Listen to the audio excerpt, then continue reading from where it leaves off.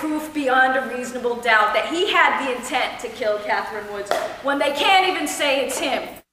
That was, of course, the lawyer for murder defendant Paul Cortez arguing his innocence in closing arguments today. Let's go straight out to Dr. Lipman. Take a look at this journal entry from Paul Cortez. I feel as if my soul is dying sometimes, all this pent-up rage, unable to kill, unable to find retribution. I just want peace. I just want them to die. There's so much violent imagery in these journals, but doesn't mean anything. Well, there is, but look, we've got to be careful. If we're going to convict people on the basis of song lyrics, every hairband from the 1980s would be behind bars. Maybe that's a good thing. Perhaps justifiably so.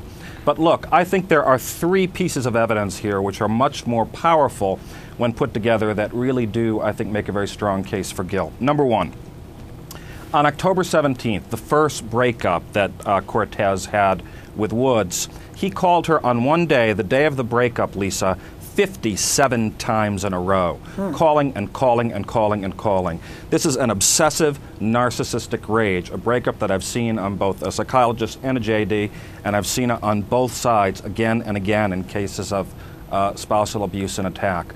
On the day of the actual breakup, he called her 12 times in a row, kept calling. The prosecution traced the cell phone towers, saw that he got on a subway, moved towards her home, that's when the call stopped, and then they continued over and over again until he reached her home, at which point the calls stopped completely. And even though he didn't find out that she was dead until the next morning, he never called her again. This is an obsessive calling rage that stopped when? Only for the 37 minutes of her murder. Now we take that evidence, very, very powerful, and we put it together with these, not song lyrics, which are inferential, but diary entries. Let her go. She said she hates you. She said she wants you out of her life.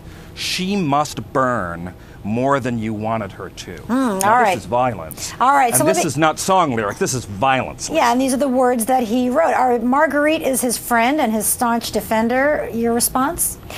They are his personal journals. He wrote some of the earlier words that you read were actually written 6 years ago. The judge allowed 10 years into evidence. Okay, hold on a second. And the girl is still alive and well and friends with Paul. And what do you have here? And I want to show you hold on a second. Catherine's calling pattern to Paul was equally as obsessive. They were mutually obsessed. She called him 292 times in a month. And the week before, Catherine died, she text messaged him, I love you, I love you, I love you, multiple times. Catherine was still in love with Paul, and Paul knew it. Okay, Dr. Lipman. Now I would like to ask Marguerite a question. And Marguerite, let me tell you, I've seen a lot of cases. I work with a lot of people on both sides, both victims and perpetrators of violence, and I have the greatest sympathy for you. But you know perfectly well that a person who is charming and warm and charismatic and who calls 57 times in one day, the day of her murder. Catherine called him 37 times in one day. Stopped at the moment of her murder. Marguerite, no, he called her twice after her murder. They're trying to write that off as a redial, an accidental redial. But he did call her after her death. He did call her after her death. I know you care. I know you care about. I know you care about him. But she is the one who was dead.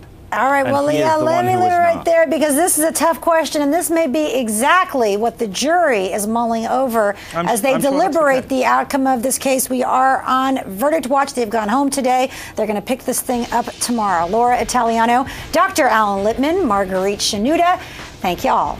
Up next, your thoughts on Howard K. Stern's claim to Anna Nicole Smith's body right after the break. Stay with us.